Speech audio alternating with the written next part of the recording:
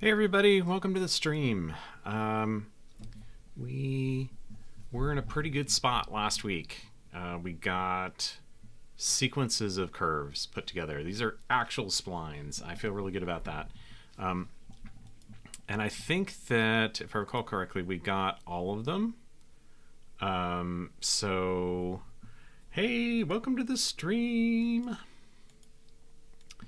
Um, I think we got all of them. Let me take a quick look, and I'll put the code up on screen. So today, I want to do some demos, and I think that maybe it's time. I don't know. You tell me, Renatius. Maybe it's time to use the new Tiramisu API. Maybe that would be awesome. Um, and we can maybe redo our showcase. But what I want to do is I want to make a demo that is like maybe letting you draw a shape with a Bezier spline. Um, we should do like character paths, like moving along a Catmull ROM path. Um, and then last for the basis splines, for the V splines, I want to do something like a camera fly through. So that's a lot to get done in 2 hours. I don't think that we'll get all of it done. But we can maybe get one of them done. That might be cool. Um, yeah. Oh, so popular. Yes. I enjoy doing these like really focused projects, because the entirety, to Nana Bob, this is who I'm talking to. The entirety of building a game is just insane. So, sometimes my brain just doesn't fit the whole thing. So focusing on something small, tractable, testable, like that part really gets me going. Um, and So let's do demos. Yeah. Um, like, and I struggle with the game that I was writing, the puzzle game. It's just a lot to think about, right? So here, let me switch to the code screen.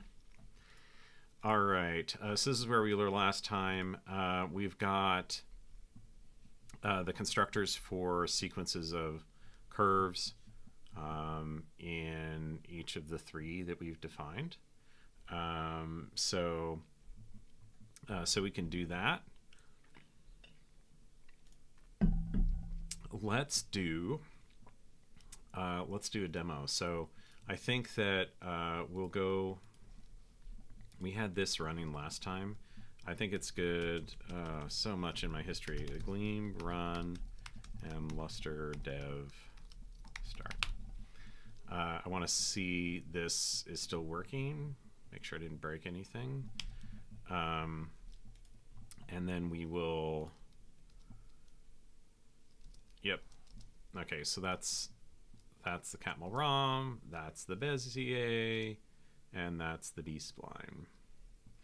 I want to do something that looks a lot better than this. This is like, hey, our math looks right. um, but yeah, so we'll do something that looks quite a bit better than this, and we will start with the new Tiramisu API because it is quite nice. I'm very excited about it. So let's do Gleam new.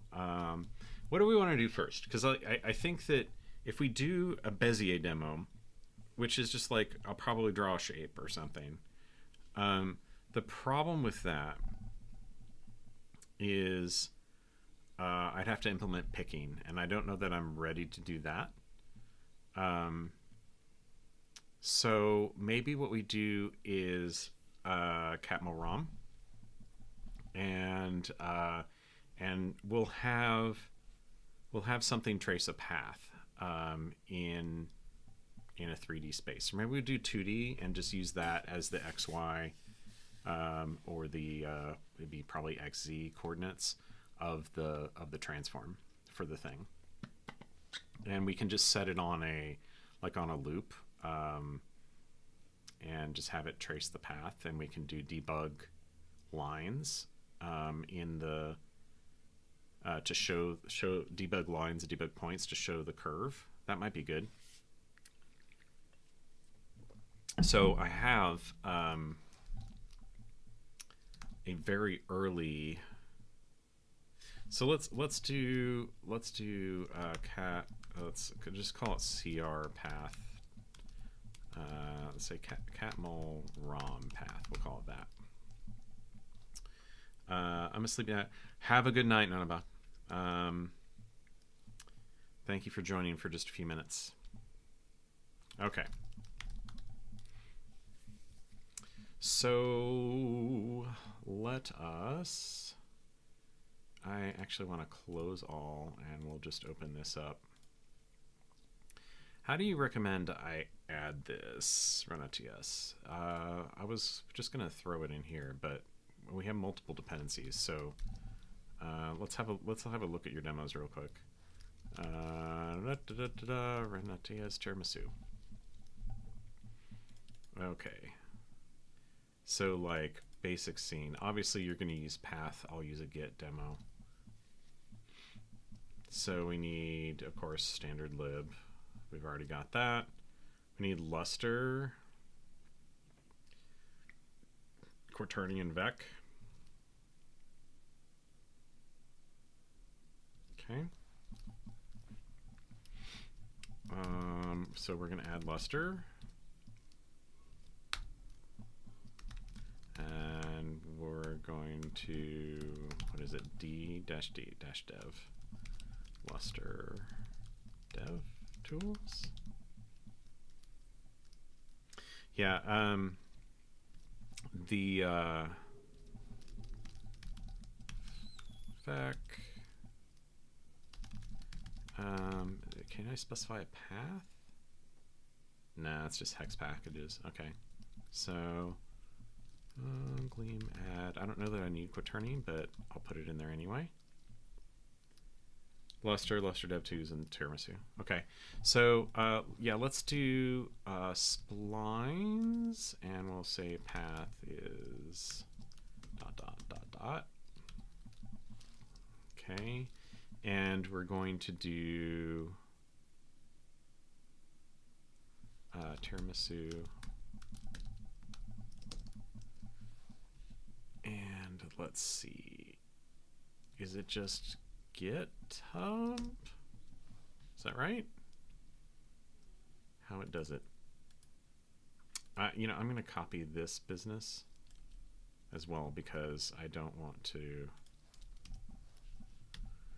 have to redo that.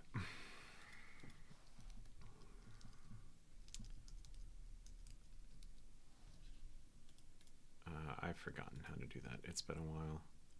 I probably have a project somewhere, or we can just look it up on Gleam. Gleam.toml git dependencies. Let's just look it up. Okay. Okay, so we just do like git equals that. Okay.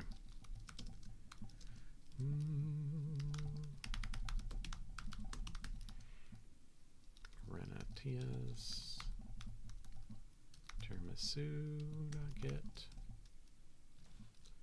and we'll use ref equals main. That should be good. Yeah, that looks like what we need to do.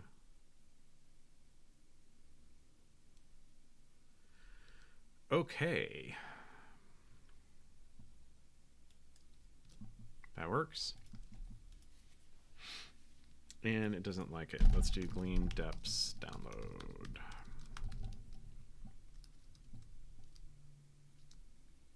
Ah. Can I do overrides?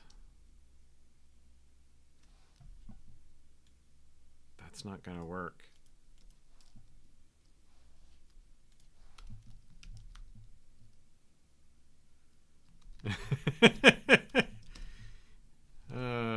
Let's see.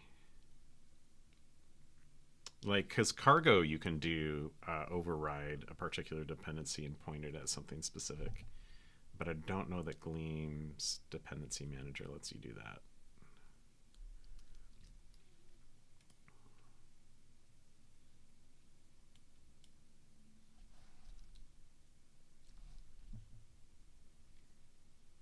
Well, let's see. See what it says in here. Local dependencies, get dependencies. Yeah, it doesn't. Yeah. Uses the hex version requirement format. Let's see. Let's see if there's anything like that I could use there to over. No. That doesn't help. Okay. Let's try again.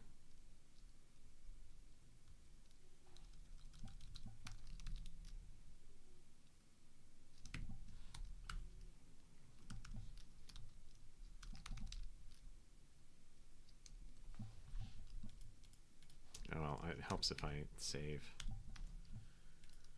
Okay, clean the build, thank you.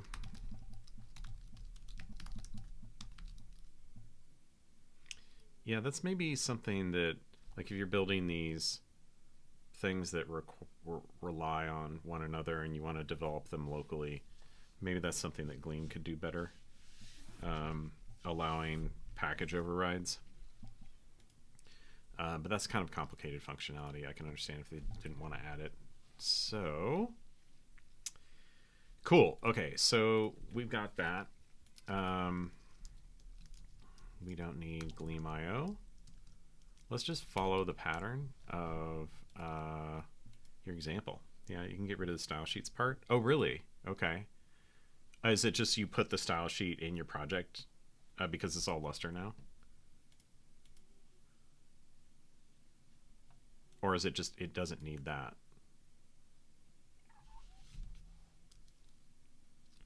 Yeah, it doesn't need it. Okay.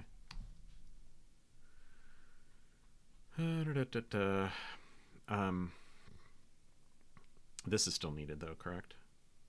It's just Lustre now. Yeah, that's what I thought. So we just do. We're gonna follow. They're just gonna follow through your example to get started. Okay, so here, let me shrink this down to the bottom, and we'll get rid of the shell for now. And nope, I still haven't finished the axis normal vectors. I'm sorry, Nanaba, I'll get to it eventually. Not today. Okay. And of course my editor wants to do an update. All right, so we need, of course, Lustre. And we're going to probably need Lustre attribute. Let's start with Lustre, and we're going to import Tiramisu. What am I making? Hi, Jeff. I didn't realize you were going to join. I'm making, I've got a library I'm building in Gleam language. Sorry, by the way, for those of you who don't know, I work with Jeff at NVIDIA. So I'm working on this Gleam library for splines. Of course, you reticulate splines, right? And we've implemented 3 kinds of parametric curves that you can compose into splines. And today I'm going to do a little demo. We're going to make a character go around a path that we've defined with a Catmull-Rom spline. So that's what we're doing today. And if that is completely alien to you, welcome to the stream. Hope you have fun. Okay, so we're gonna register the built-in extensions. Easy enough. Okay, and then we'll start our app. And I think that this is gonna be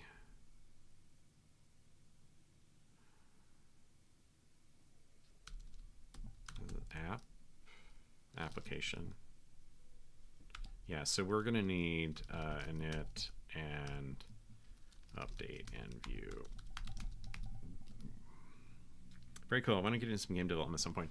Yeah, I like maybe if you missed the early part of this, I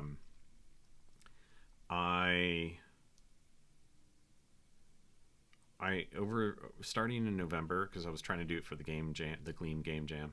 I did not finish it. I started porting a game from the early aughts into Gleam.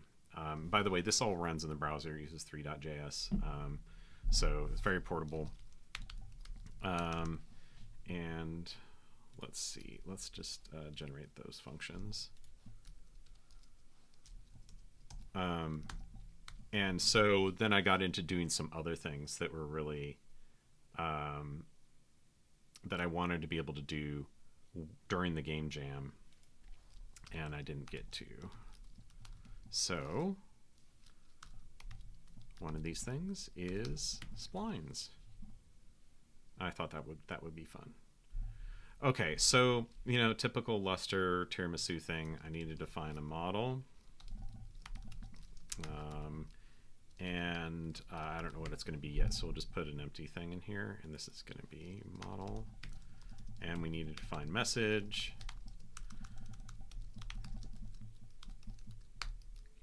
And Renatius, there's the tick, and that gives a tick context, right?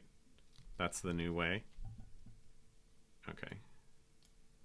So we'll say this is our model. Yeah, okay. So this we can use to update our game state, or our demo state in this case.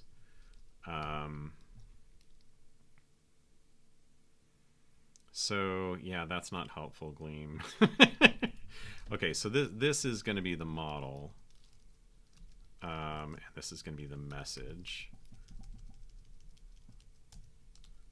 And that returns effect. So this is model and message. And this returns effect message is the parameterized type there, and model. Okay, and then init is, what is passed to init? That takes whatever.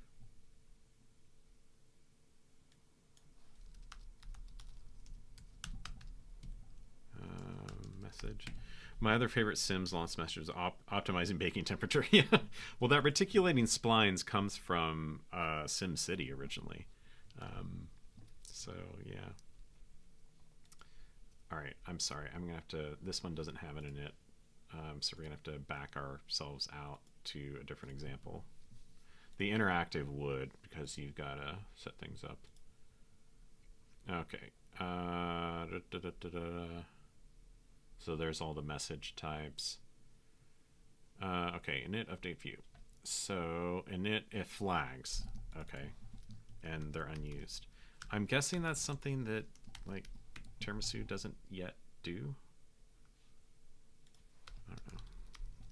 Not Tiramisu, Luster. Boo. Luster effect.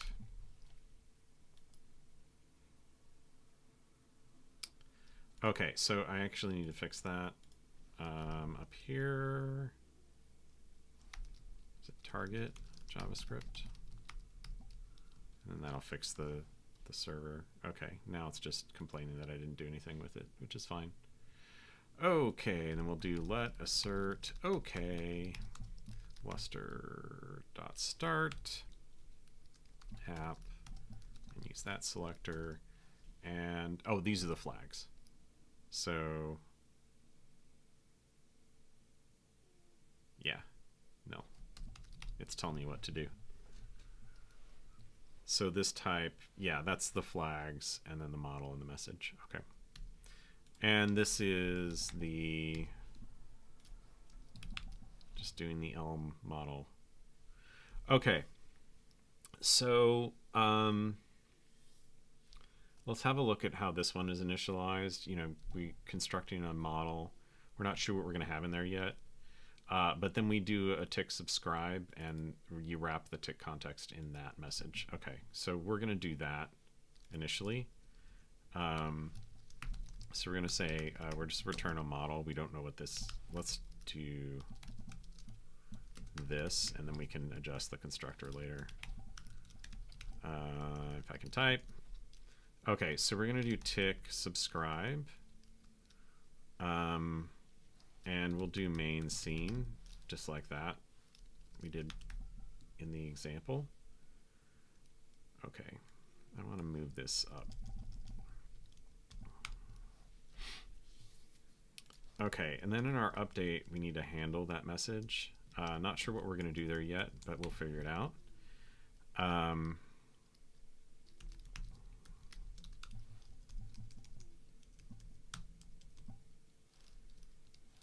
So we'll do something with the tick. And here, you know, we don't know what the model is. We'll just return model and effect.none. It looked like, Renatius, correct me if I'm wrong, it looked like with the changes, you don't actually have to re-queue the tick. That just does in a separate context. It does the request animation frame on its own. Is that correct? It's done automatically. Yeah, that's what I mean. Like the subscribe is different from the you don't have to enqueue the next effect. Okay. Enqueue the next tick. It just happens. And then you unsubscribe when you don't care anymore. Or you want to pause.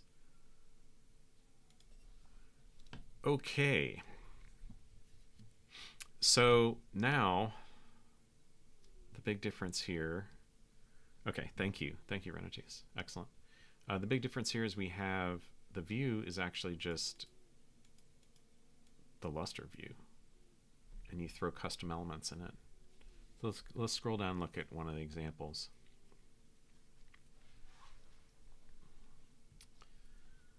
Yeah, I mean we can make use of a lot of this. I need to make a catmull rom path.css, I think.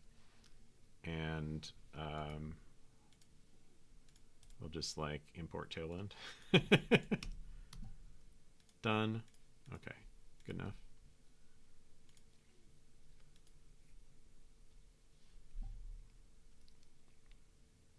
This is a great example, by the way. Really cool stuff. Okay, so we need to have a sense of time. So I think the first thing we need to add to our model is, so we're gonna have to add Gleam time. Yep.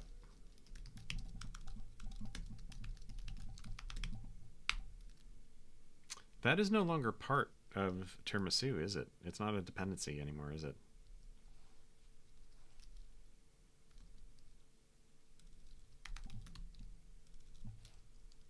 So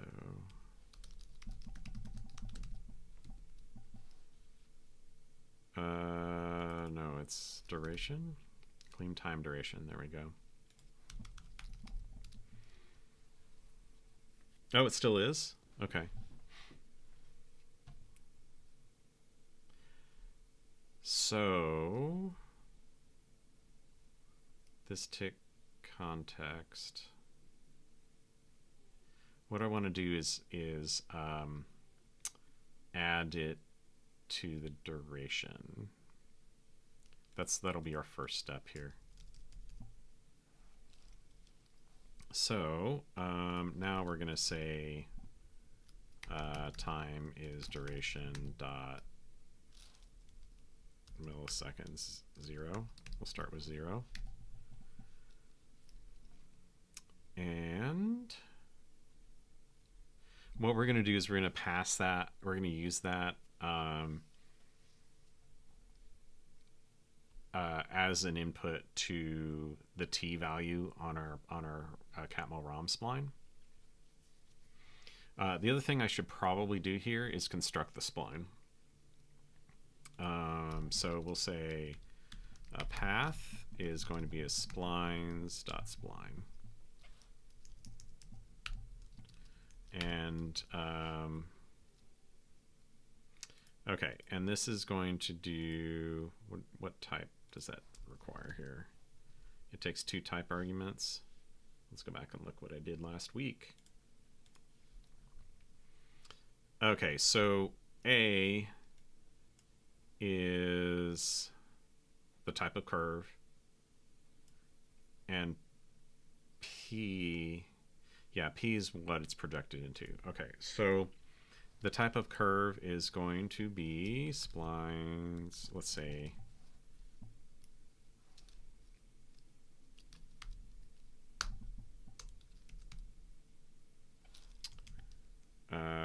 we're going to do vec2f, and that means the output is going to be vec2f. Unfortunately, you can't do a higher kinded type in the sense that these 2 parameters should be the same. Yeah, you just can't specify that with the type system. If I'm wrong, please correct me, but I don't know how to do that. So, because what I would love to say is that A takes a parameter P, but you can't do that. You could do that in Haskell. It would be cuckoo, but you could do it. Okay. So here we want to create that the path that we want to follow, and we could use the thing from the showcase. We could just make use of that. And we did these different points. Just to remind you.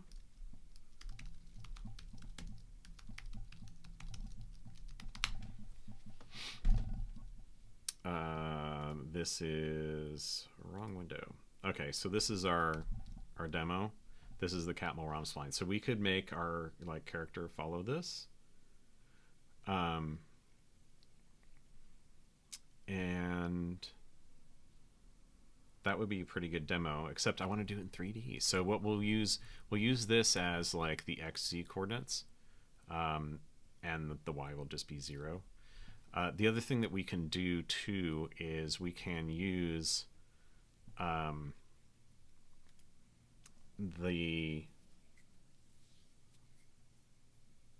previous value for T to determine a direction vector. That's something that we'll probably want to do. Okay, so what were we doing? We were looking at this. So we got a handle tick. Okay, so this is delta time. Is that milliseconds, or is it a duration as well? Okay, so let's go ahead and make the path, and then we will do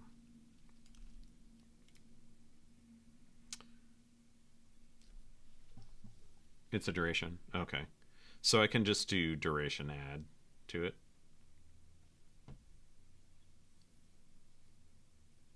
Yeah, that makes sense. Thank you. You know, I feel like this... Let's put the points in here as well, because I want to be able to use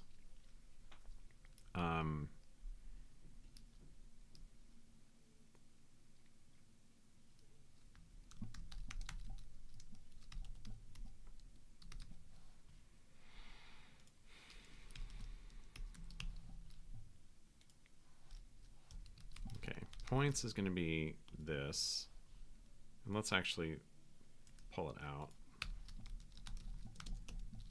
and that way we can just refer to it like that. And then the path is going to be splines.catmullrom2d of points.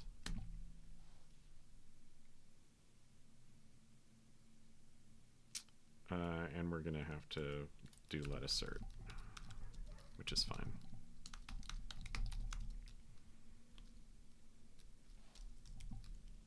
Okay, so, and we need to import vec2.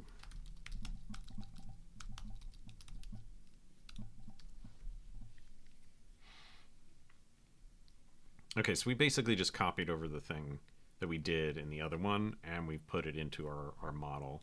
So this means what we want to do in update is, let's just call this tick here, or t.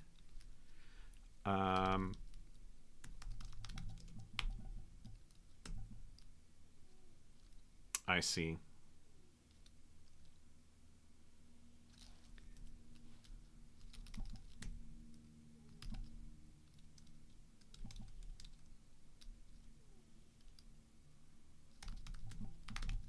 Okay, so we want to make sure that we get that. And then I think that the best thing to do here is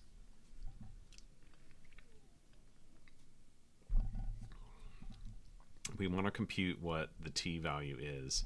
And I guess it's sort of a, we need to decide how long we want the character to take to traverse this whole path. So, you know, there's 1, 2, 3, 4, 1, 2, 3, 4 segments to traverse. So maybe we start with assuming it'll take 4 seconds. That means we can get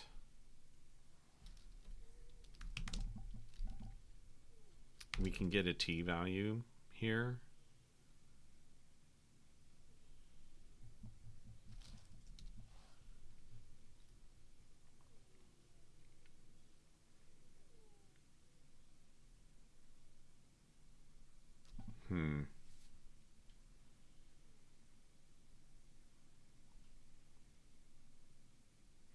I want to cache the direction vector as well, the direction of the character, because we want to use that as a rotation, like an orientation, so that it's not just going like slipping along the path while continuing to face the same direction. That's not cool. So I think that we need a direction, which is going to be a vec2f. And initially,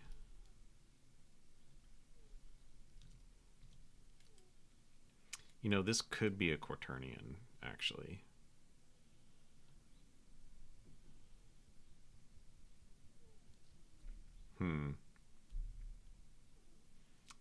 My tendency is to make this a unit vector.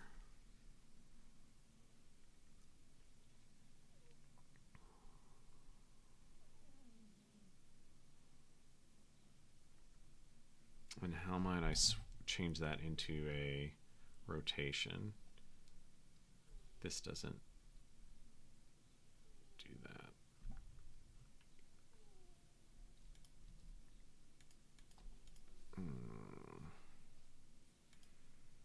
Because that's basically defining the x and z Euler angles, right? Or no, it's defining the y rotation, the y Euler angle.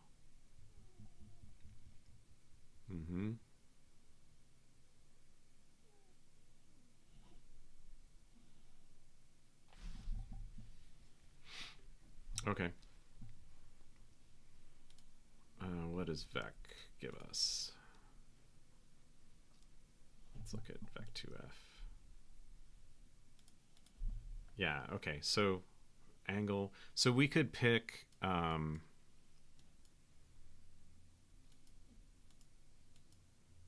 the 0 vector for x and compute the angle between them, and that would give us the rotation on the y-axis.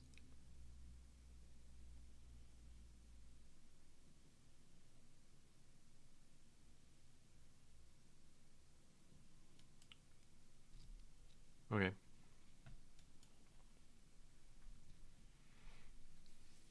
The problem that I'm thinking about here too is I just kind of maybe should have made this 3D Catmull ROM, and then I would have fewer conversions to do.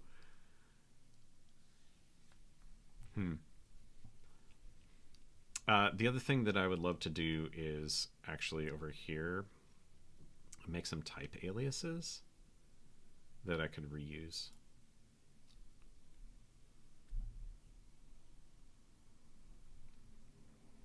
That might be nice. All right. Okay, so we've got time. We need the direction. The direction here is going to be,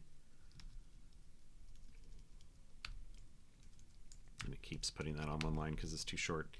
The direction here is going to be the distance between these points for the initial direction.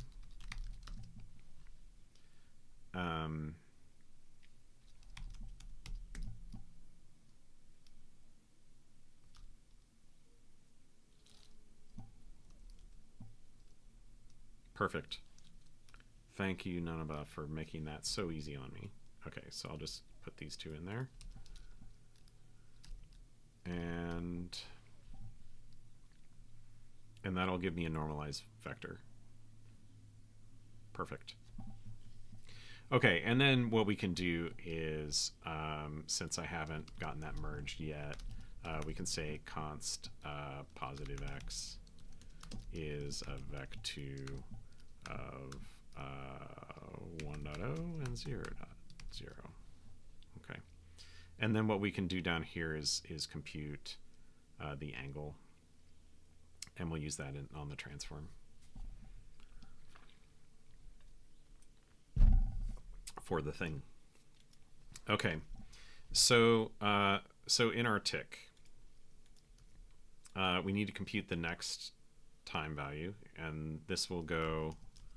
Let's go ahead and put that in there.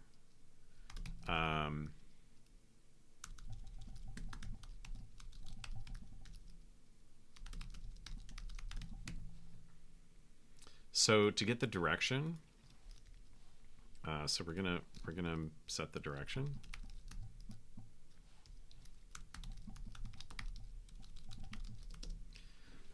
We want to make probably a little function that does the modulus for us, and recompute this direction.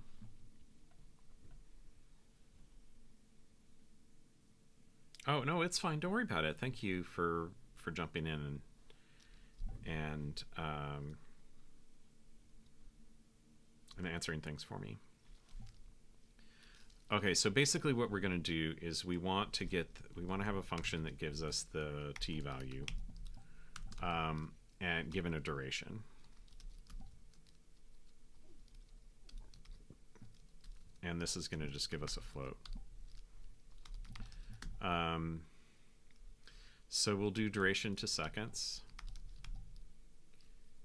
and then we want to do float.modulo.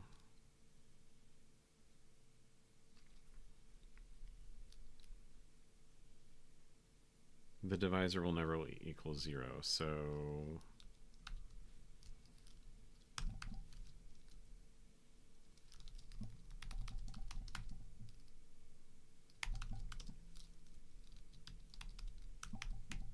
okay, easy enough.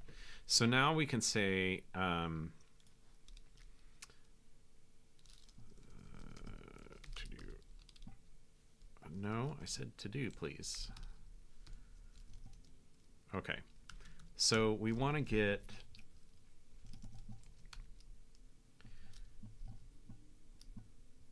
sample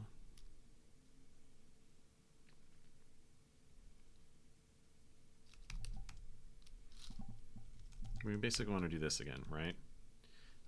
So we're going to spline sample model.path at t value for model.time. And then we want to sample model.path t value for next time. So this gives us you know, which roughly which direction is the thing facing. That was simple enough. It's nice when you have the right things there. Okay, what's broken up here? Yeah, it just doesn't care about positive x yet. So we'll make use of that in view. Okay.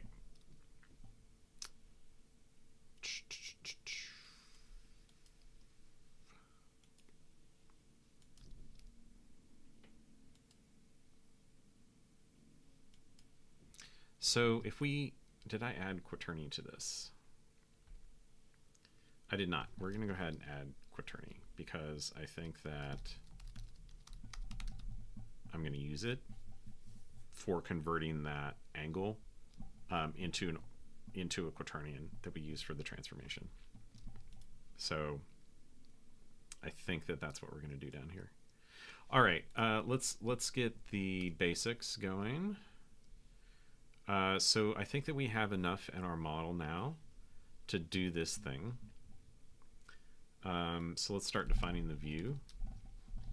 And I'm just gonna like copy a lot of what you have here in the examples. Thank you. Okay, so we need to do just a div and a class. And we'll just use this. It's fine. I don't actually care that much about this. And then we'll do tiramisu scene. Okay, we're gonna make use of the model here. And we may need to, yep. Okay, so we're going to get the position by sampling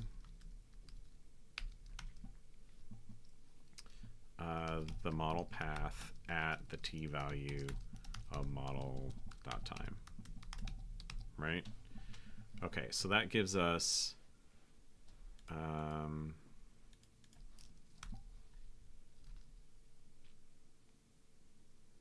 what is wrong there?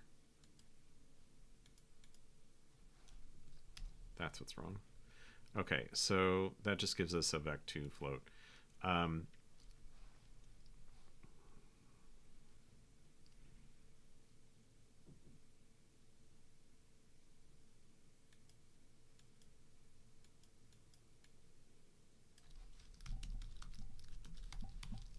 So this is going to be x, oops, z. Yeah, we need to get, okay.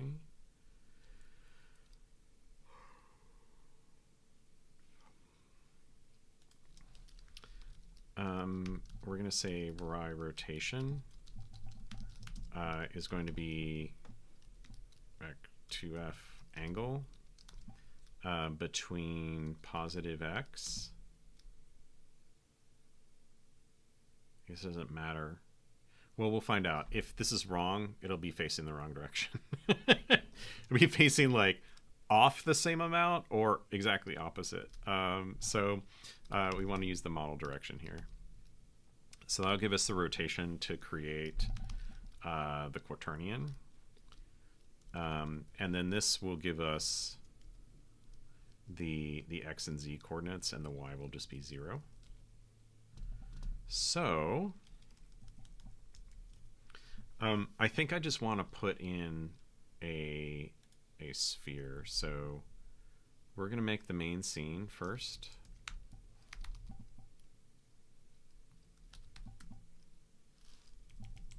Make a scene. This is the main scene, and this is the thing that will receive the ticks. So as long as this scene is on screen, we'll get the ticks. Okay, and I'm just gonna like copy some of this business.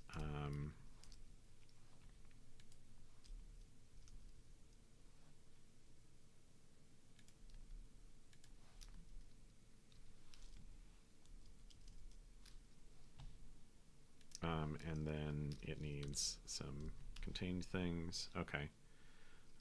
We don't need interactivity yet. We need a camera.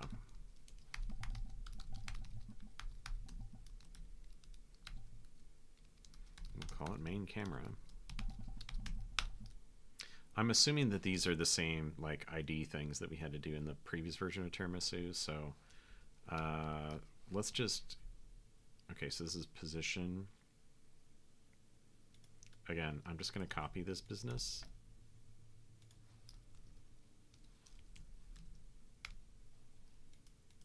Okay, so this is at X is 0, Y is 3, Z is 6. Okay, so Z positive into the camera. That's fine. And it's slightly up, but fairly far back. Now, given our coordinates on this curve, I think I'm going to have to increase those. So like these are pretty big because we were doing orthographic on our demo before. So, you know, here, this is 600 by 600, and so those coordinates were in that space, but we've got a pretty different thing going on in this demo. So so we need, and it needs an empty list there. Okay, we need to import vec3. Okay. I think that we need to be at like, we need to be higher, first of all. Let's go be at 10. And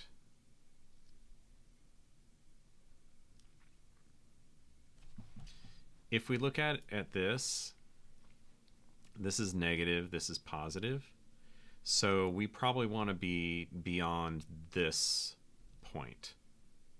We want to be like out here at the edge. So honestly, that's simple. That's 300 is where we are. And maybe we need to be up higher than that, but we need to be way back.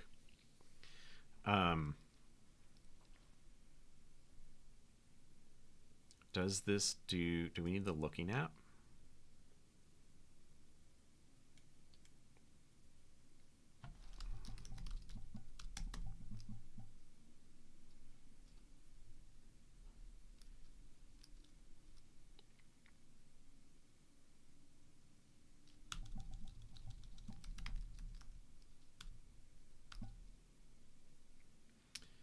Field of view 75 is pretty typical. There's no more look at. How do you specify that sort of thing? Do you have to compute the transformation yourself, the rotation?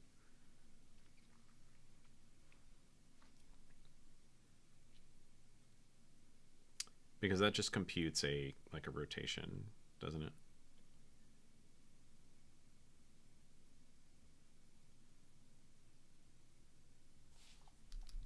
Let's see, quaterny. There's a quaternion look at. Yeah, let's do that.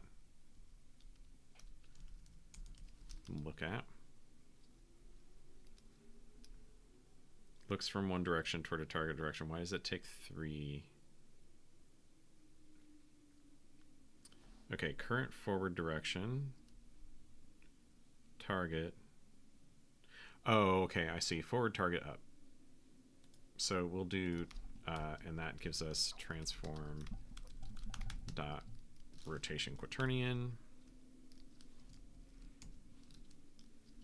And thank you for writing great documentation on that.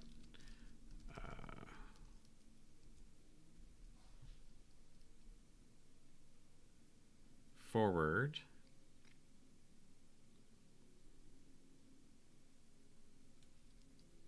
Here.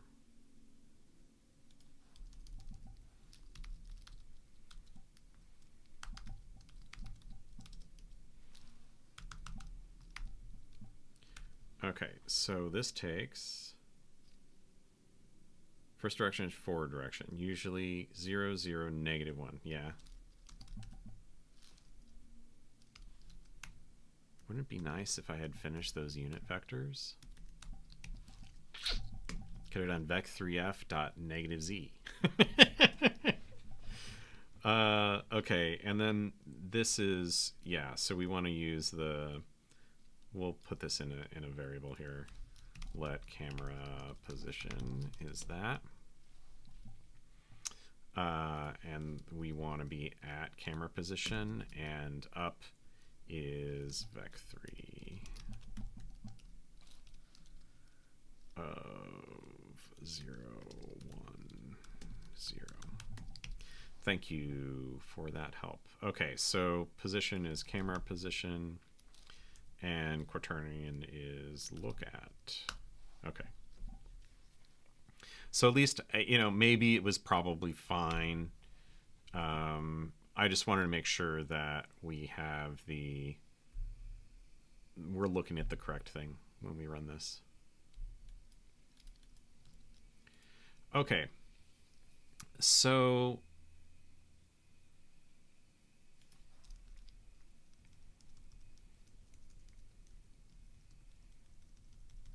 those are the things that are kind of static. These change with every tick. So what I want to do is say the object position is going to be a vec3 where we do x, y, 0.0, z, right? So this is, that's our,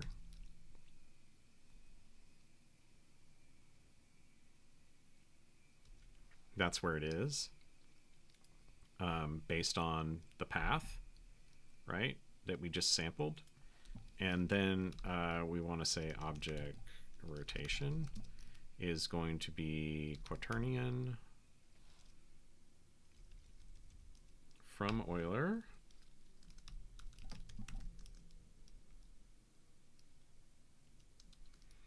zero, y rotation 0. You need to do camera, okay. You need to do camera position minus target position for the target argument, as the target is a direction vector. Okay, so vec3f dot subtract camera position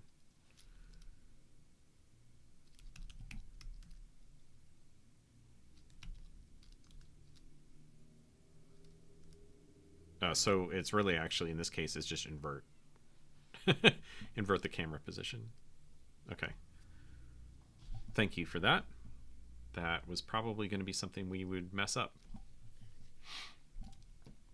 All right, I want to look back at the example here because I'm going to make, so we got the camera. We'll just make a sphere. Let's just make a basic material.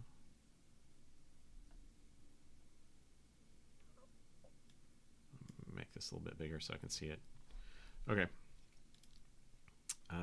So we've got the camera in here. Let's make a sphere. Primitive sphere.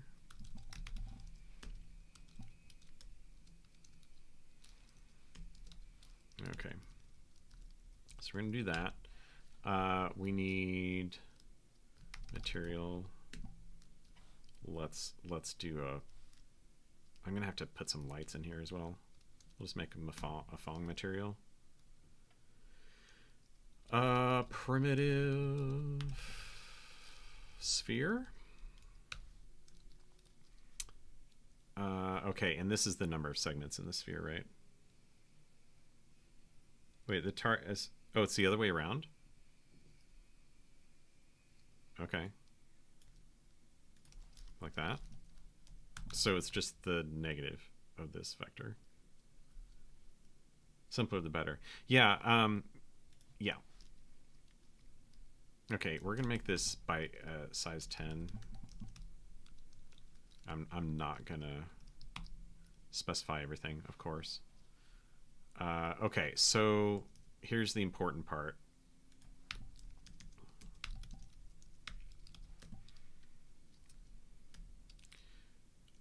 we need the position is going to be our object position, right?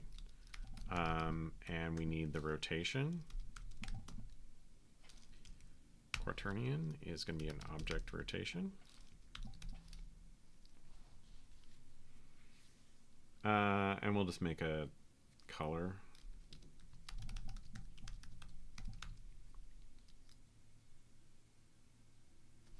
What does that take? A string? No, it takes an int. Okay, so we could say let's make it bright red. Easy enough. Okay. I do know what leads here. So yeah, yeah. I mean, I already made a game in Gleam. This is I'm just making a demo for my splines library. All credit though. Thank you, Goblin Slayer V8X. All credit goes to Renotius in the chat because Renotius wrote the library that lets us do this. Good stuff. Okay, and I think that this is all we need. We might want to add debug points and lines, but I think this might be enough.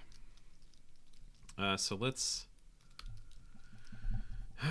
see if I'm totally wrong. Dev start. Let's see if it even compiles. It should.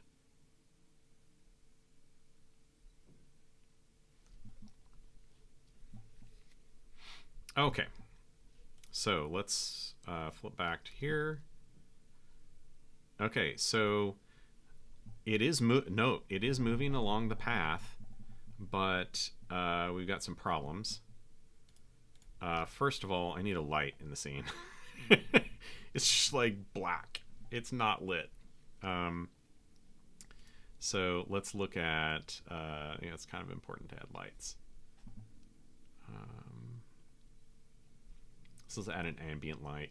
Yeah, that's good. We're just going to copy that. And import Tiramisu light. Okay. And now that we've got, okay, so now it looks red. I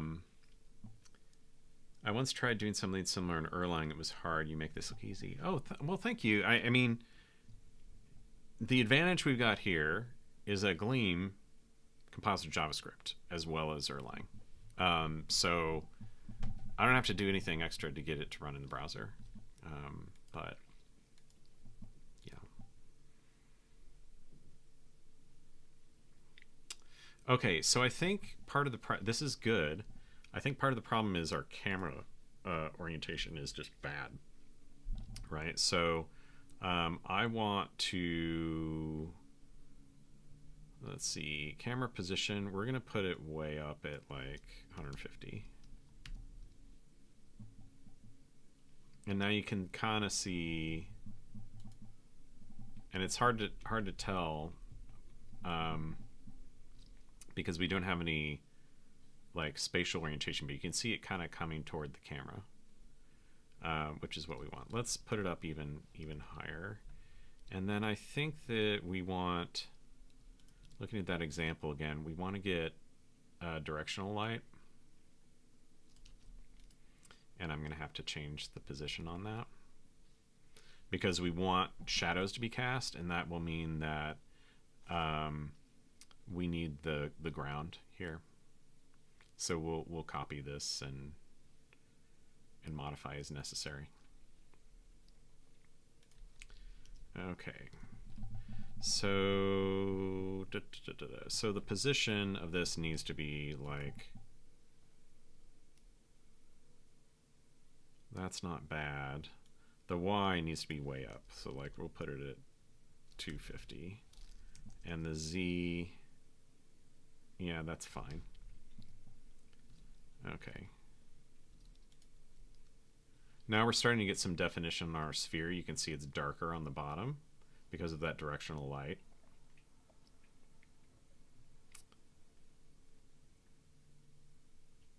How about that? Now, remember the Catmull ROM is its purpose for being is that all but the first and last points are traced through the path. It intersects all the points except for those last and first ones. And honestly, some definitions of the Catmull-Rom spline are such that you just have the set of points, and you take the second point and you reflect it across the first one to be the initial control point. And you take the penultimate point and you reflect it across the last one to get the out control point. That's very, very common. We just didn't define it that way. Like we could make a constructor that does that. But heck, I'm just really pleased to see this displaying on screen and following the path. So I think that the next steps are going to be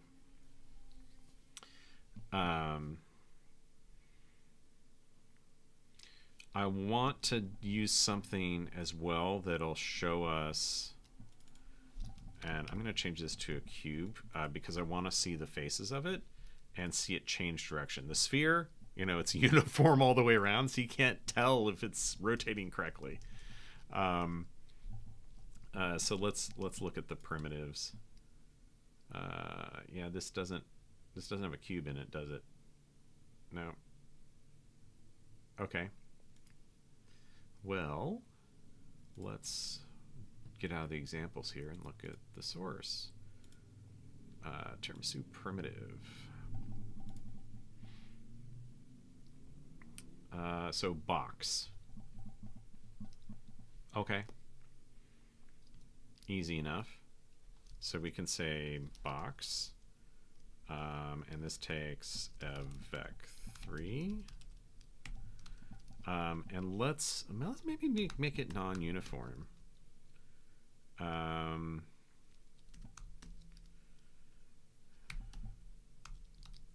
Let's try that.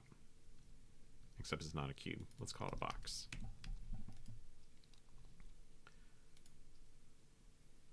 And it is rotating, but honestly, that's way too small.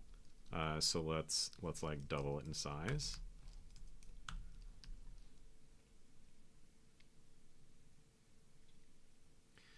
You can see it rotating now. I don't know that it's rotating correctly. So I think that what I need to do next is, do we have lines in the primitives? Because we used to, is there still debug module? No. What about mesh?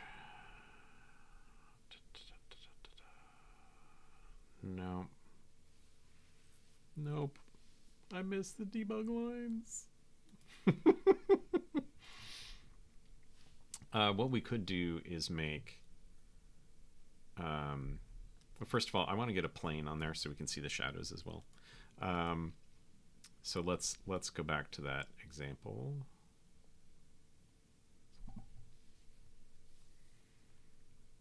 And let's copy in that plane and modify so it fits our thing. Okay, here we go. So we're going to make the ground.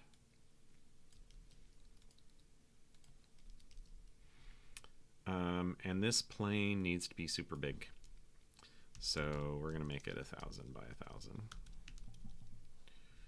Position, rotation, that just flips it over, right?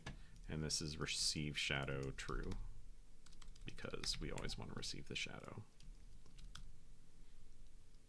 And I don't know what that color is, but okay. Honestly, had only looked at the code of this example. That's very dark. So, like, the shadow is not going to help me there.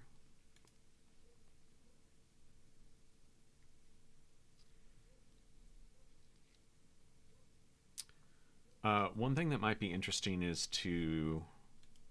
Oh, the other thing is I think that that's on. Yeah, so let's put this slightly above. plane. Yeah, it's so dark. Oh my gosh. I think the shadows are broken and you fix them in the material module. Okay. That's fine. Like, honestly, part of it is that this plane is too dark as well. So I can't, even if they are incorrect, I wouldn't be able to see them anyway. So I think I want to go about like a medium gray. Yeah, the shadows are not casting there. Okay, but we've got a plane, and you can see, you know, it's got a little specular highlighting on there. That's nice. And you can see the cube moving along the path. Cool. Attribute is not being read. Got it. Okay. So that's good.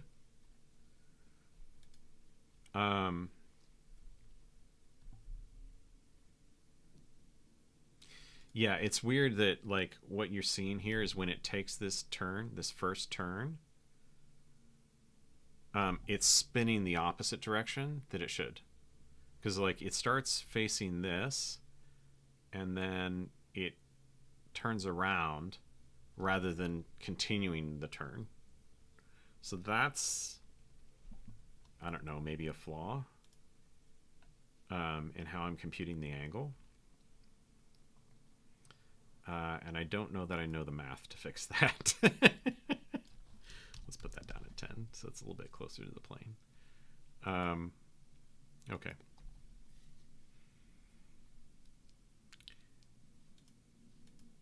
The other thing, maybe, do I need to specify that something casts shadows? Because I'm just using the Fong material here. Maybe I could use the standard material.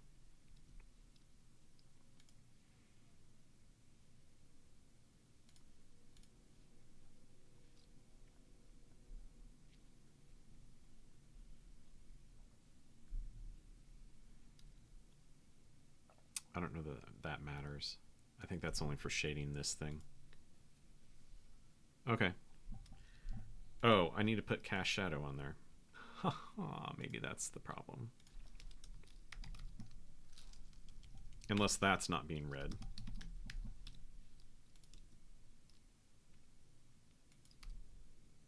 Yeah, it's not doing anything. Okay.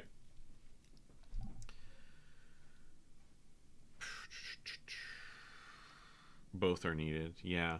But still, like, I have both of them on there and it's not doing anything. Still not being read. Okay, fair enough. You know, we are using an Edge version of Tiramisu. So, you know, you get what you get. Okay, so that's pretty cool.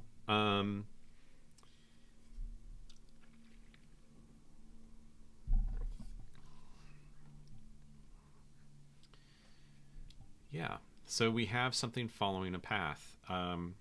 You know, if I were actually making this into a game, I wouldn't make that thing do a turn and walk backwards through half of its path. But I think it's cool that we can use the splines. So let's go ahead and make a commit here, and we can close that. All right.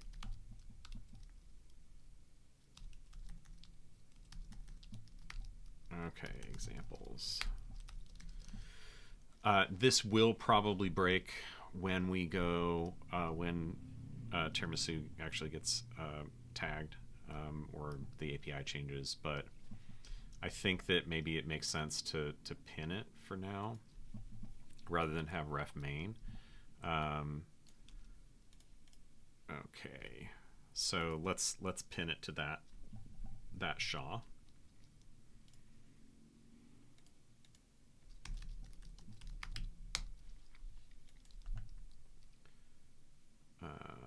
For now.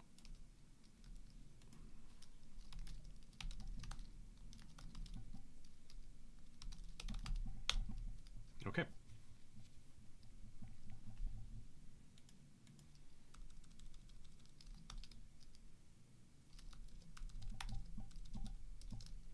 So we're going to add the catmull ROM path example. I still think that we can improve this for sure.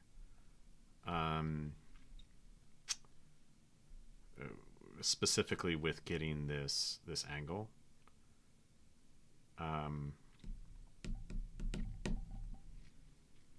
I think that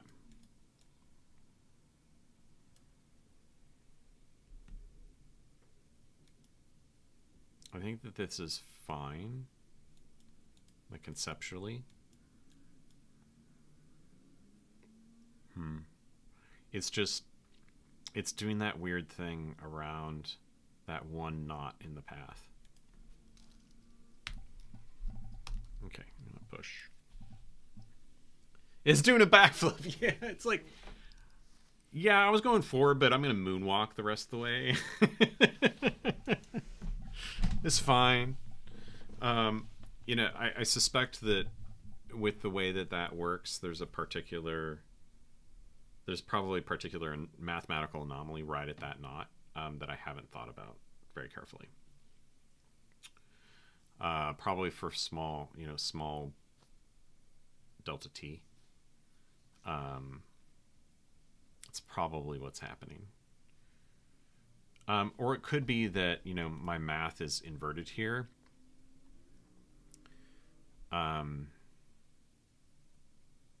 Yeah, not sure.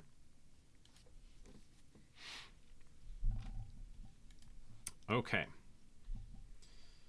So, one example down. I think that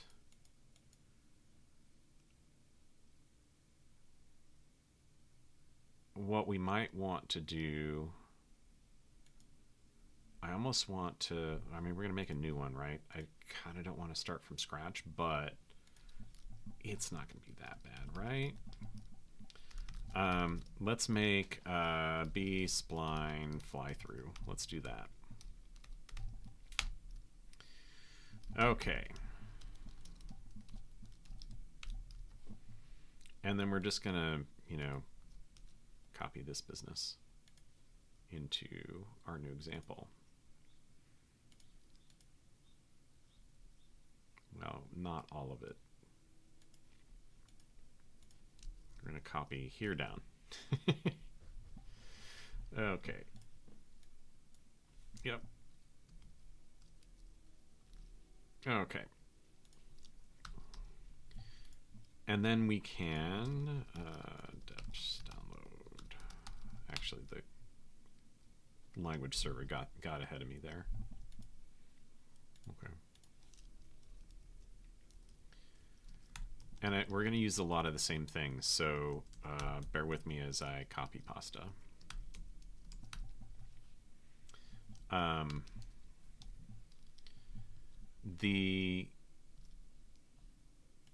I think we want to look at the example in our showcase. And okay, so the max t here is 1, 2, 3, 4, 5, 6, 7. So it is 4. So again, we're going to have the same t value function, I think. So yeah, let's duplicate that. We're going to duplicate a lot of things here. That's okay.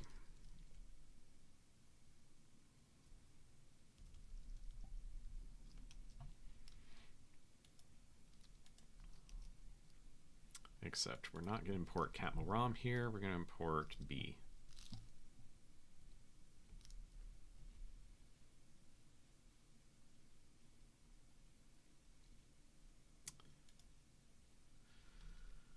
Okay. We're going to copy this.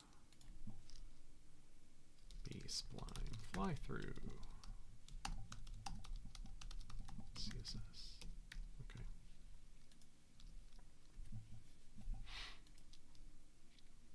Okay, and our model is going to be similar. I don't think we need to keep the points around.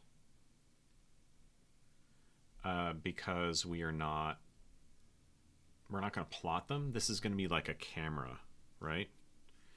The camera is going to move in this case. but we will have a model. It's not going to have points. It's going to have B spline. Okay, and this actually, I want to do actually vec3.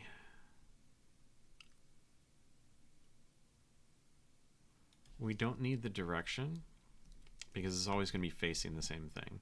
So vec3f and vec3f.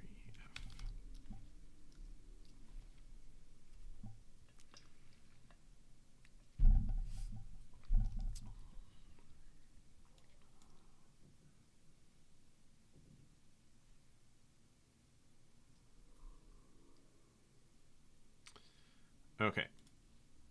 And then, we just do tick again. Same business there.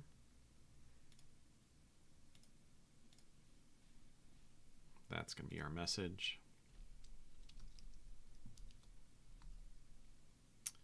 And so let's do init.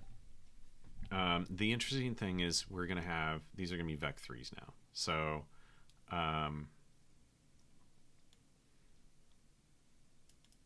I think we can copy a lot of this and we'll just modify. Okay, so init, let's change all of these to vec3.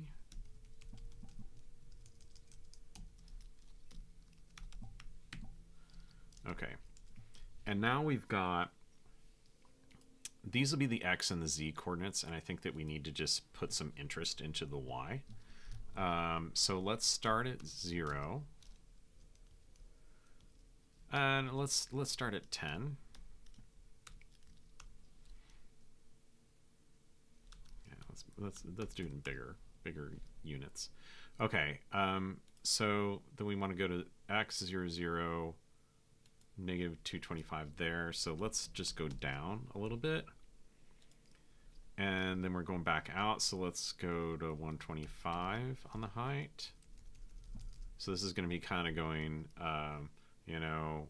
up, and then, or it's going to kind of go down, and then it's going to go back up, and yeah, we'll do something similar here. Okay, so let's go back down to 75 here, and then, why is that negative 0? Did I copy something wrong? Or I'm just weird. Okay, so we're at 0, 0, xy. Let's go to negative 50 because we want to see something from below, potentially. And then we'll go back up to 0 here, and then we'll end kind of where we were at the beginning in terms of heights. Okay, so we're going to do splines, B spline, or basis 3D. Okay, so time is that. We don't need the direction, and we just need the path. Okay. So, generate that function. Hey, it got the types right correct this time. And let's go ahead and generate that function. Okay.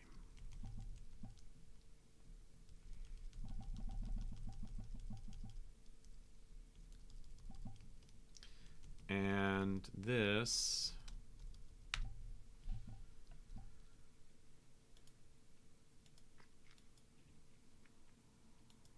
so the update is going to be pretty similar, except that we don't, the only thing that we're going to do is set the model .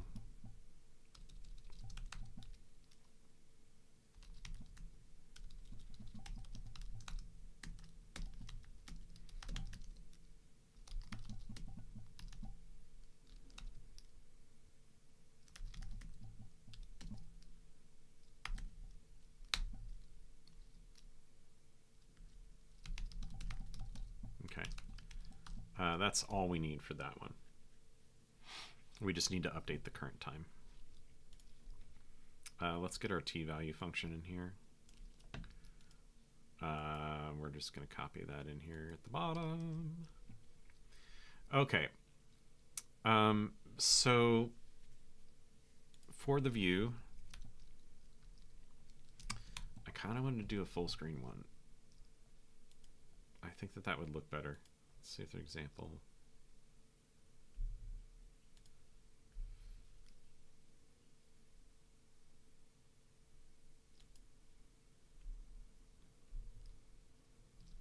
I guess since it's a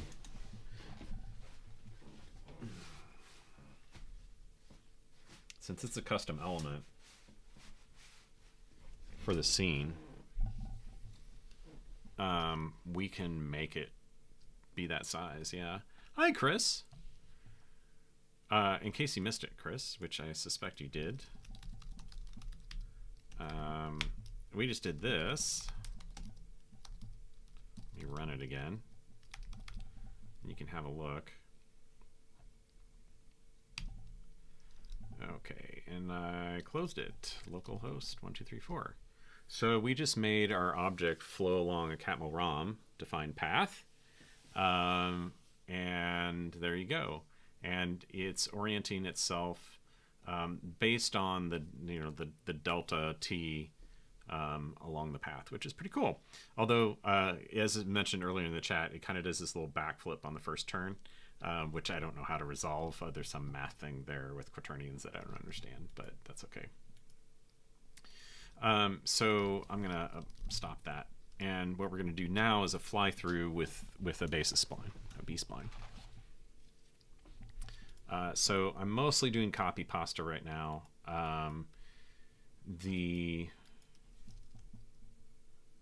Yeah, let's just copy all this, and then we'll modify what we need to modify.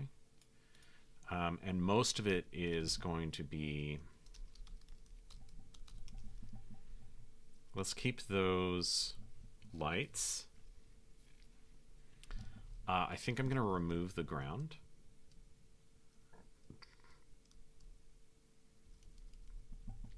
Because we're going to go below it. So we'll remove the ground. Our box is fine, but I think I want to put it at a fixed position. Don't care about setting the rotation right now. So this is going to be at, let's just make it at 0, 0, 0. And since it's already a box and not a sphere, you will be able to see like the different sides of it and how they're shaded differently, which will be cool. Okay, so now we need to, our main thing here is on this spline, we want to compute the camera position and change that. So we need to compute that from the model. And we need to do the camera, the look at Q. Those are the two things we need to compute. So I think fixation on the cat. Oh, you did? Can you paste me a link? I'll have a look at it. In the meantime, I'm going to continue getting the camera position going on this. So we want to, this is really just splines.sample model.path, the t value for model.time. Okay, made that easy on ourselves. And so now we need to look at what we did for the camera look at here. So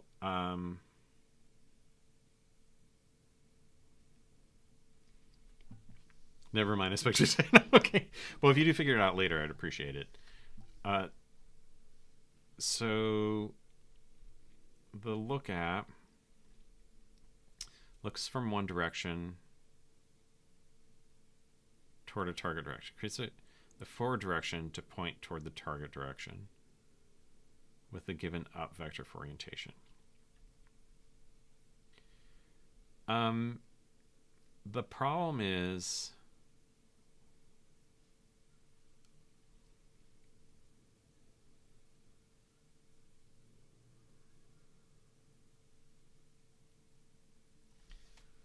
do we want actually forward?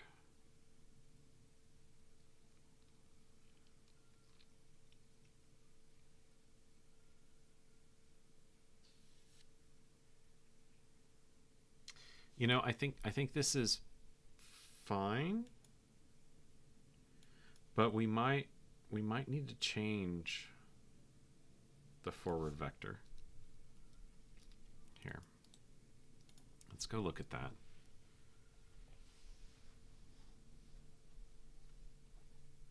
Oh, do we need to normalize that? Is that expected to be normalized?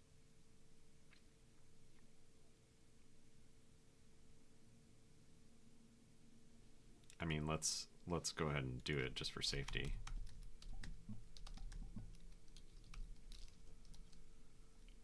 No, don't look at the... Oh, I'm not looking at the implementation. I'm looking at the full documentation because that little popover is not enough for me.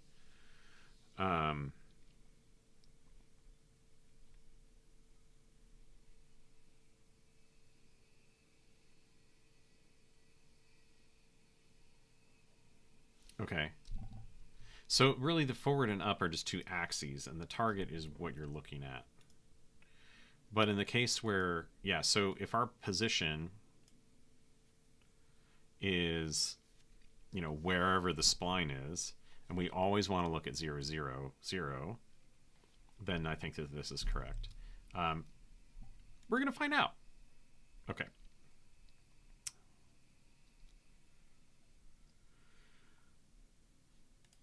All right, yeah, I stopped that. So let's do,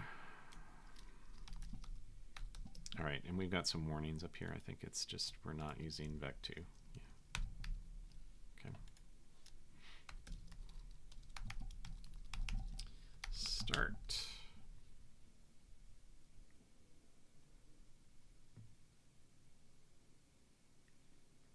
It's got to download all the things. All right.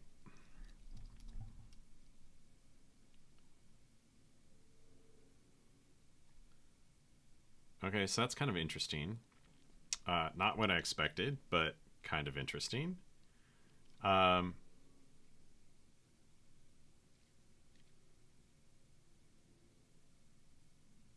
know, it's not going to be...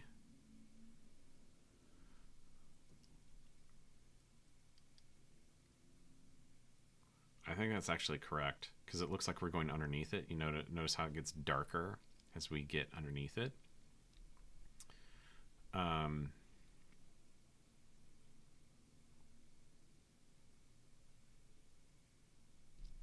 Let's put some more objects in there. I think that that'll help us see what's going on. I'll call that box 1. And let's copy that, and let's make a blue box. And yeah, I guess we don't need these cast shadows because it doesn't care. And let's transfer this. That's box 1. This is box 2. Let me call them box red, box blue. And I want this to be y0, and let's put it at 50, -75. Just get some interest in here. Same size box. Okay. The issues with the angle function. Yeah, that doesn't surprise me.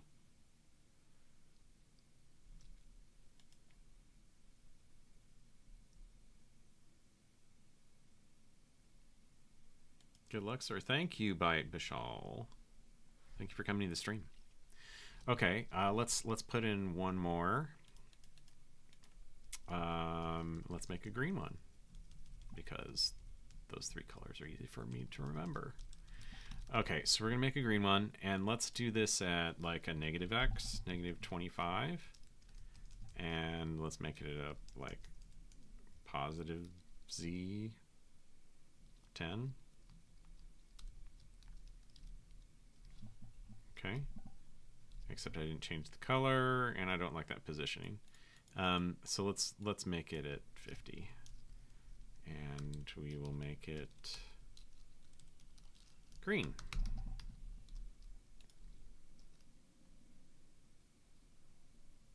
So now I think like this, having multiple objects in the scene helps orient what the camera is doing. You're kind of going underneath and you're pulling back beyond what the green thing is. I'm a mobile developer. How hard is it to shift to game development? I don't know the answer to that. I'm a back-end developer and I'm doing game development for fun. So I would say the biggest leap is, your day-to-day probably on a front end or back end is not heavily based on, is based on logic, but not 3D mathematics, and understanding the concepts in that for visuals is challenging. I think that the things that would apply are the sorts of things you're seeing here. Now, I don't know what you do on your mobile development, but this is very much like building a DOM. So if you have done any like web development, this is going to look really similar, but that's specifically because the author who's in the chat, TS, has designed this such that, and you can look here in the elements, that these are actually custom elements. And what happens is the implementation of this HTML custom element gets translated into like a scene diff for 3.js, and then it applies the diffs on the every request animation frame, and then and then you get what you see on the screen. Gleam, I don't know that it's that much like Dart. It's like Rust without traits and without memory management. Another way to think of it might be like Elixir with types, but not exactly. Gleam is very very basic, and where the power comes is you can compile to both the Erlang VM and also to JavaScript, and then because of those things, the need to support both platforms, it has an FFI mechanism, and that's how this is being done. Is that see, we can look at the shadow root. So this is actually a canvas that was injected by the framework, and for this custom. You can see here this camera. This is this is what we are changing on every frame, is the attributes of this camera. But this thing doesn't change ever. So anyway, what I would say is get familiar with a lot of the mathematics you'll need. Play around a lot, and just have fun. Here, this is very, like, what I'm doing for this project is very mathematics focused. I'm making splines. Splines being sequences of curves that are hopefully continuous. And I've made 3 kinds, and we're just using it for, in this case, computing the position of the camera. That's all we're changing in this particular demo. So feels like you're looking for an expert. No, I'm not an expert. I'm just old. But thank you. Appreciate it. Okay, so we got another demo. That's good. And I think that, yeah. So that's in a good spot.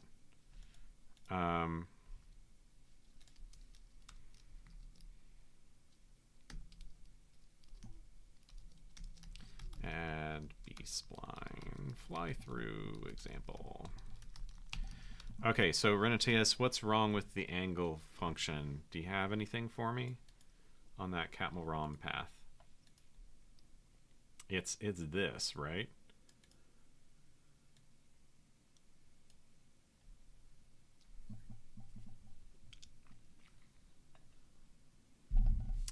think, here, let's go to the definition of that.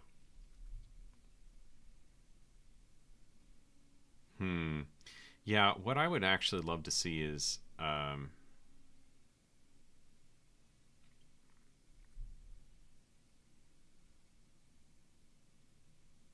it this clamping? Okay, no, that would be correct.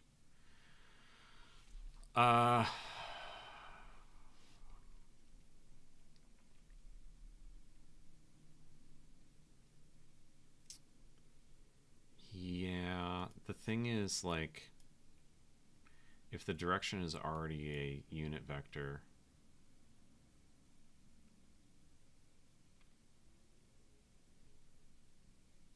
the angle should be easy to compute.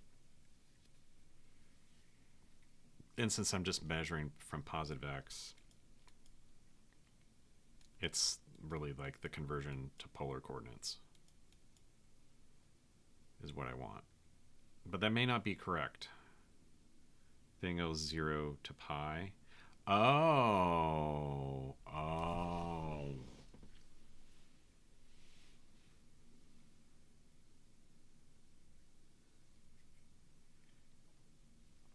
But we want negative pi to pi. Yeah.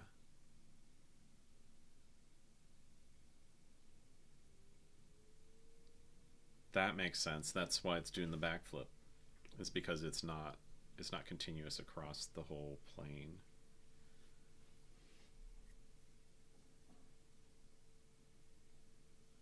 Okay.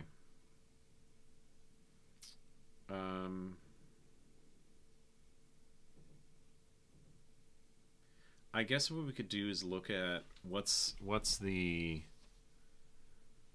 in the direction, what's the z. If the z is less than 0, then we swap them.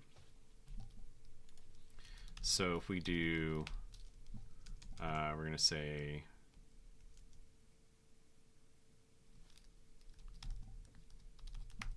so it's going to be y.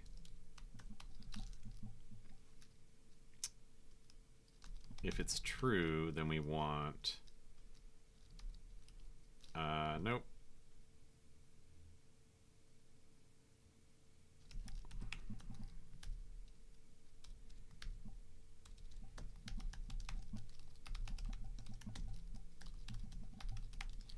We want to negate that, right? Another win for Tau, yes.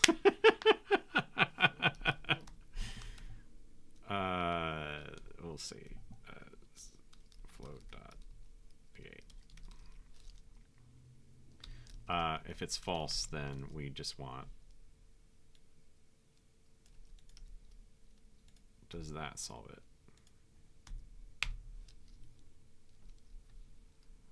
Of course, sorry.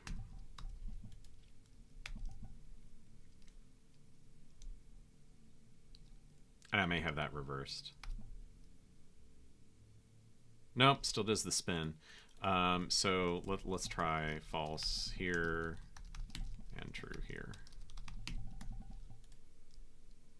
Or is it, here, let me undo that. Or is it that I do like so?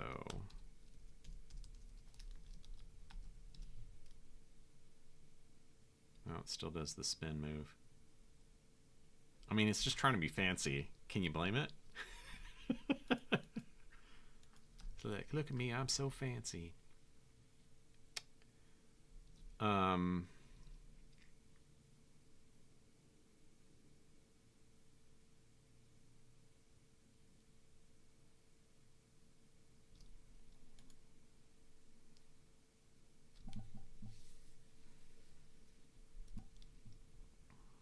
Yeah, future Winter Olympics. It's just struggling in the tryouts. It can't make its moves work, but it's trying. I feel like I need to sketch this out to understand it.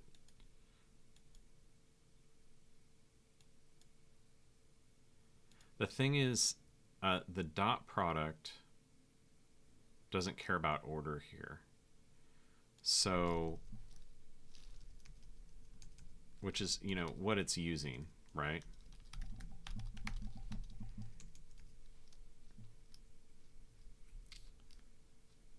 And there's a question in my mind.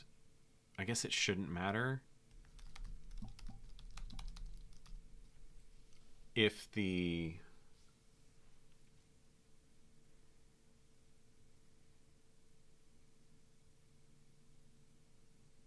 rotation is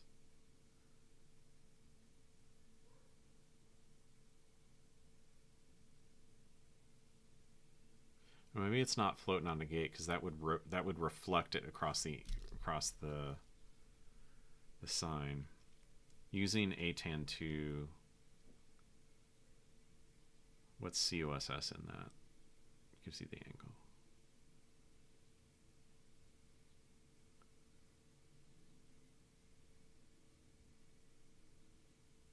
Or the sign. Okay.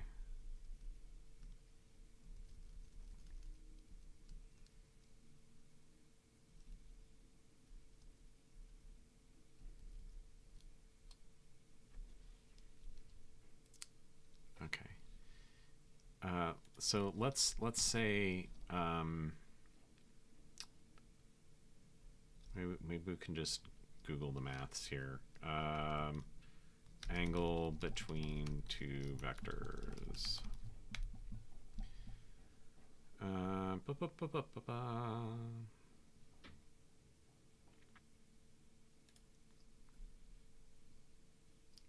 jeez.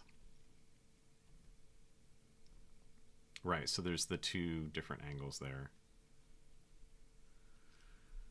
The oriented angle. Okay, so atan 2.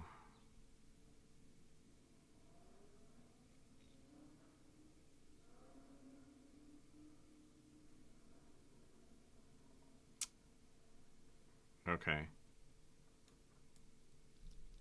Well, let's just compute it like that rather than using the vec2f implementation there.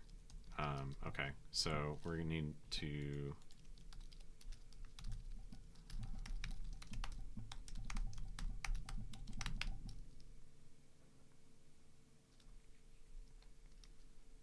yeah, I get that. I don't know what you mean by COSS. That's not cosine. That's not cross. But this is definitely the dot product, right? Honestly, I might just write this out. Cross product. Yeah, the thing is, though, the cross product...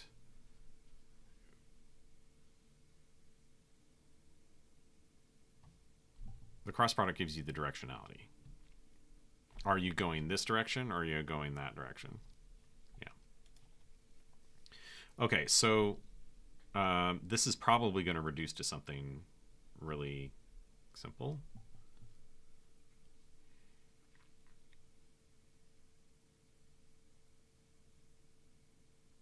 Actually, that's not going to give you the answer because we're comparing to 0.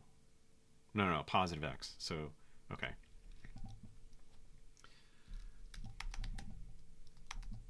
So we're going to do atan 2. And this is going to be...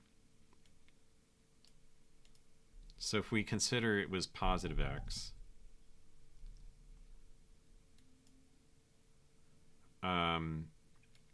so this will be y2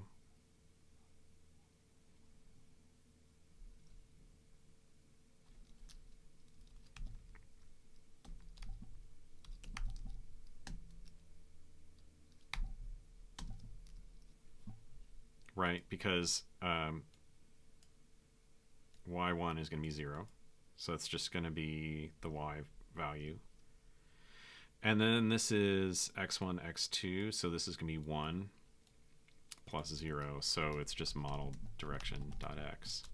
Yeah. And then we don't need the positive x constant wherever we put that. Yeah, we don't need that. So that's interesting. Remember, this y is not the same as our 3D y. This is the y in the plane of xz. So it's the z. That's an interesting... I mean, that makes sense. Let's see if that fixes it.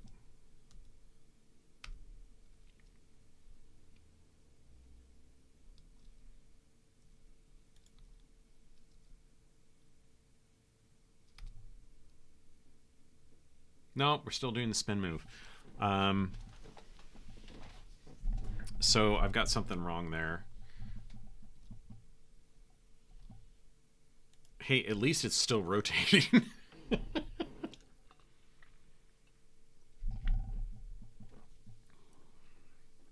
Because, and we'll bump this up so you can see a little bit better. You would expect that that face that's coming this direction continues around the curve rather than it turning to the back. Is really odd. Machine, it works with the cross and the product on your machine. Okay, well, I'm gonna because this doesn't actually fix anything. I'm gonna undo that, and if you want to send a patch, I would appreciate that, because I don't know that I have enough here to actually get the right answer. And maybe I'm using this wrong. Possible. You know, Euler angles have the gimbal lock problem. It could just be that I'm doing this wrong. So that's okay. All right. Do we have time for one more thing? I don't know. What it was going to be was a Bezier demo. And it would have to involve picking, because it's fine if you just want to click and add points.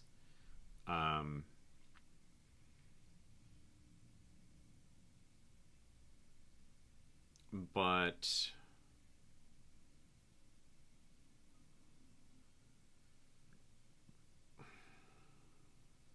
I don't know that that's a good experience in terms of what I want the demo to be, because I would love for you to be able to select a knot and move it.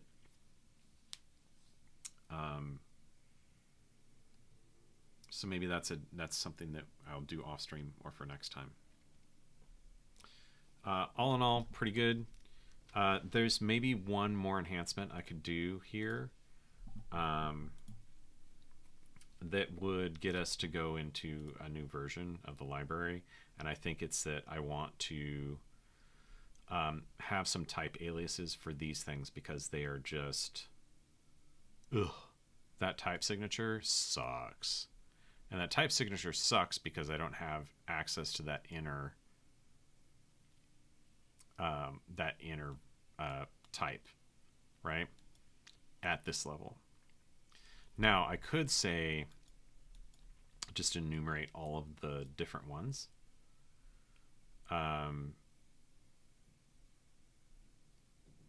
as variants at this level, and then it would just be a matter of the point type being the parameter. That's a pretty big refactor though, which I don't want to do in the next 10 minutes. But what I will do, let's just make type aliases for these things, and I'll put them a uniform 2D basis spline. We'll say B spline.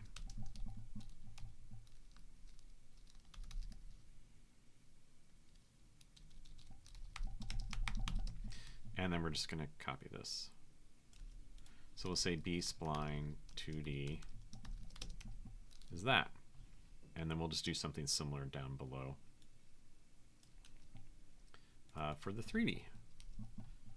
A uniform 3D B spline. 3D vec 3f, and we'll do some. We're going to continue this pattern for the Beziers. Uniform 2D Bezier spline.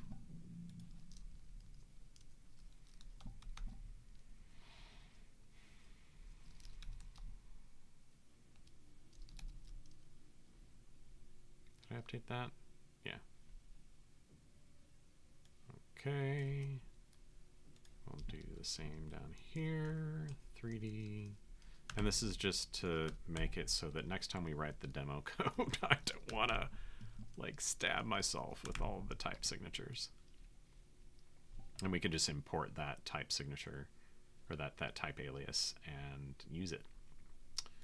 Okay, and then we'll say Cadmiral ROM.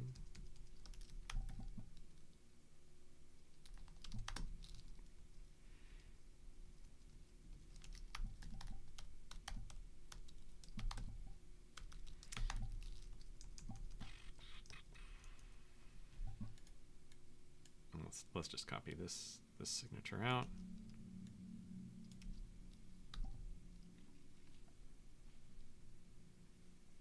And there's our last one.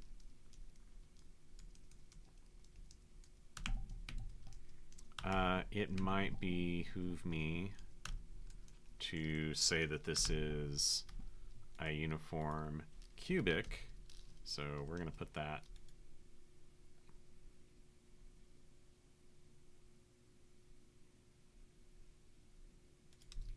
Because all of these formulations from this top level module are cubic.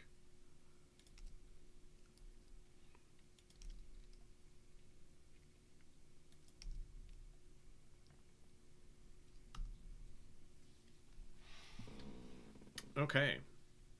Yeah, let's get this updated. Just for, yep, we didn't change anything really. Okay, add type aliases for all the relevant uniform spline, cubic splines.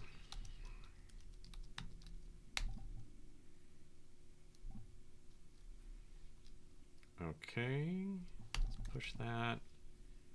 And then I'm going to bump. I guess is 3. Yeah. Release v 0.3.0. Unfortunately, the release workflow does not work on that.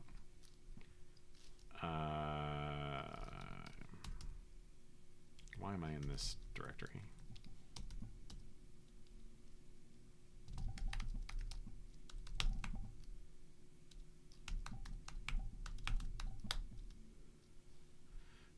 Because what happens is when you try to do Gleam publish from the GitHub workflow. Oh, I didn't put it in this one. Yeah. It'll complain, you're not using semantic versioning. Like, yeah, afraid not.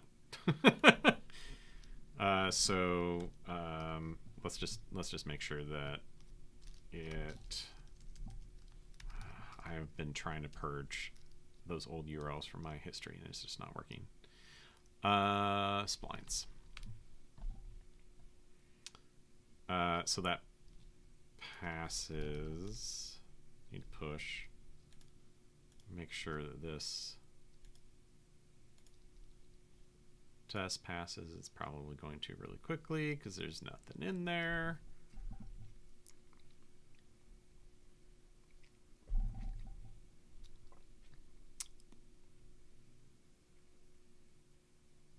Okay. And that'll just Gleam publish now.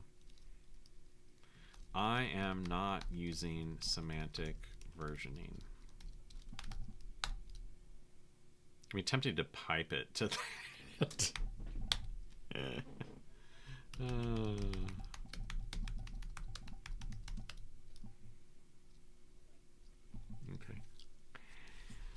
All right. Good stuff. Thank you for hanging out. We have some nice demos now. Maybe next time we'll do the Bezier demo. I do want to get back to Essentials of Compilation. I've been fighting with, I don't know if you all follow the Gleam Discord server, but I've been fighting with which graph package do I use, because there's about 5 of them now, and they all kind of have their little quirks that I'm not happy with. But the reason I'm looking into that is there's a bug that we left last time that we were on Essentials compilation, that the code worked on the Erlang VM but did not work in JavaScript, and that was bad because there's enough of a difference, I guess, between the implementations of things that it was actually getting things wrong. And there's also some stuff that I'm discovering as I'm trying out these other graph libraries, and we may actually have a bug in the compiler right now, and so I'm going to have to go back and figure that out. Hopefully I will not subject you to that, because it's not fun and it's a lot of flipping back and forth on things and whatnot. But I wanted to get back to that. We do chapter 7.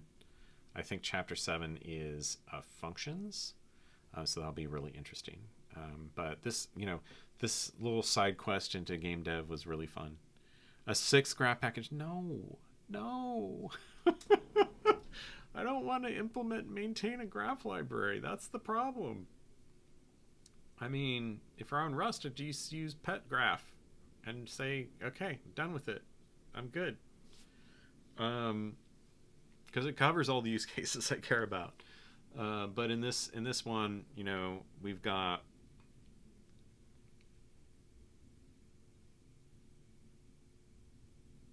we've got work to do, and I don't know which direction I'm going to go. So I want to try some things, and then maybe we'll get back to it next week. Thanks for hanging out. Hopefully see you then, and great to see all of you today.